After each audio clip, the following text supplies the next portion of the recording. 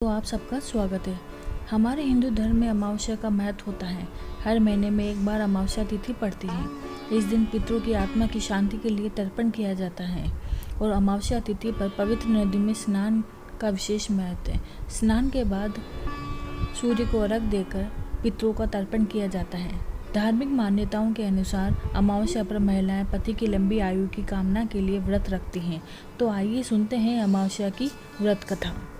एक समय की बात है, एक गांव में एक गरीब ब्राह्मण अपनी पत्नी और अपनी बेटी के साथ रहता था। उसकी बेटी बड़ी सुंदर, सुशील, गुणवान थी। ब्राह्मण बहुत गरीब था। उसे ऐसा लगता था कि उसकी गरीबी के कारण उसकी बेटी का विवाह नहीं हो रहा है, तो वह बहुत दुखी रहता था। सौभाग्यवश एक दिन उसके घर एक साधु आया। ब्राह्मण ने उस साधु को अपनी सारी बात बताई। उसने उसकी बेटी का हाथ देखा और उसे बताया कि उसके भाग्य में विधवा का दोष है, जिसके कारण विवाह वाले दिन ही सांप के काटने से उसकी पति की मृत्यु हो जाएगी। यह सुनकर उस ब्राह्मण के पैरों के नीचे जमीन खिसक गई और वो रोता हुआ उस ऋषि चरणों में गिर पड़ा और ऋषि से विनती करने लगा कि मुझे कोई उपाय बताइए। ऋषि ने उसे बताया, पास के गांव में एक सोना नाम की धोबन रहती है। वो बहुत ही संस्कार, पवित्रवान और धर्मवान स्त्री है। वो सोमवती अमावस्या का व्रत करती है। यदि वो इसे सुहाग के आशीर्वाद के साथ अपने व्रतों का पुण्य दे दे तो इसके दोष का निवारण हो जाएगा।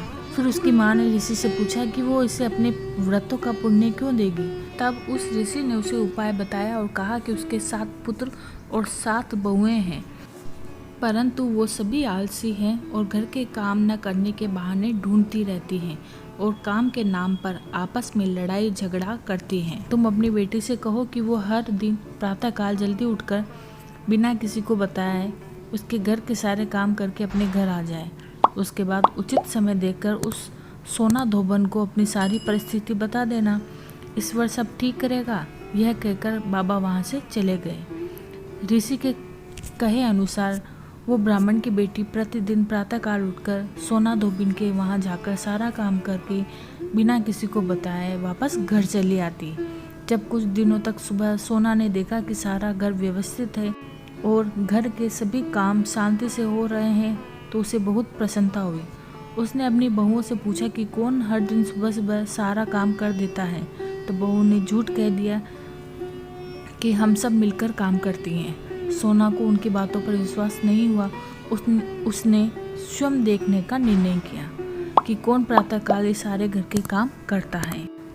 सोना रात को ही चुपकर एक कोने में बैठ गई और इंतजार करने लगी। तब उसने देखा कि वो ब्राह्मण की पुत्री उसके घर आकर काम कर रही है। तब उसने उससे पूछा कि तुम कौन हो और बिना बताए मेरे घर के काम क्यों कर रही हो। तब उस लड़की ने उससे कहा कि मैं आपको सब बताऊंगी, परंतु आपको मेरी बात मानने का वचन देना होगा। उसने उसे वचन दे दिया। तब उस लड़की ने उसे सारी कथा सुना दी और उससे कहा कि आप ही मुझे सुहाग दे सकती हैं, आप ही मेरे वैधव्य के दोष को नष्ट कर सकती हैं। कृपया आप मेरी सहायता करें और मुझे आपके सोमवती अमावस्या के व्रत का पुण्य फल प्रदान करें। सोना उसको पहले ही वचन दे चुकी थी, इसीलिए उसने हाँ कर दी। सौभाग्यवश जल्द ही उस कन्या के लिए उत्तम वर मिल गया। उस विवाह में ब्राह्मण दंपति ने उस सोना धोबिन को बुलाया। सोना ने अपने बेटे और बहुओं को बुलाकर कहा कि मैं पास के गांव में एक शादी में जा रही हूँ। मेरे पीछे से तुम अपने पिता का ध्यान रखना और यदि तुम्हारे पिता को कुछ हो जाए तो तुम मेरे आने का इंतजार करना। यह कहकर सोना वहाँ से निकल गई। सोना के आने के बाद ही वो ब्राह्मण दंपति अपनी पुत्री के विवाह की तैयारियां आरंभ करती है। और जब विवाह का दिन आता है तो सोना धोबिन उनसे कच्चा करवा, दूध और ताड़ लाने को कहती है।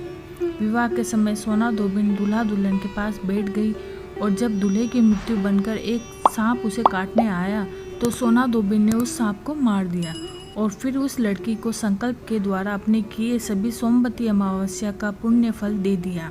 कहा कि मैंने आज तक जितनी भी अमावस्याओं के व्रत से पुण्य अर्जित किया है वो मैं इस ब्राह्मण की पुत्री को देती हूँ और अब से जो मैं अमावस्याओं के व्रत करूँ उनका पुण्य फल मेरे पति और पुत्रों को प्राप्त हो।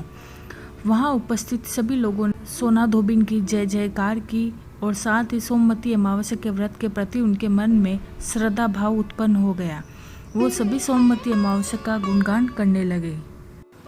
इसके बाद वो सोना धोबिन अपने घर के लिए चल दी और उस दिन सोमवती अमावस्या थी। उसने हर बार की तरह उस दिन भी इस व्रत को किया। मार्ग में पीपल वृक्ष की पूजा की और उसके नीचे बैठकर कहानी कही और फिर पीपल के वृक्ष की 108 परिक्रमा की। उधर ब्राह्मण की बेटी को सुहाग देने से उसके स्वयं के पति की मृत्यु हो गई। उसके घर के सभी लोग उसकी प्रतीक्षा कर रहे थे जिससे वो उसका क्रियाक्रम कर सके, परंतु सोना धोबिन के सोमवती अमावस्या के व्रत के पुण्य के प्रताप से उसके घर पहुंचते ही उसका पति पुनर्जीवित हो उठा और वहां उपस्थित सब लोग अचंभे रह गए। तब सोना धोबिन ने उनको सोमवती अमावस्या के पुण्यदायी व्रत के विषय में बताया। उसके बाद तो सारे नगर में सोमवती अमावस्या के व्रत का महात्म्य फैल गया और सब इस महान पुण्य देने वाले व्रत को करने लगे। हे ईश्वर, जैसे आपने ब्राह्मण की पुत्री और सोना धोबिन के सुहाग की रक्षा करी, वैसे सबके सुहाग की रक्षा करना। जय हो महादेव की।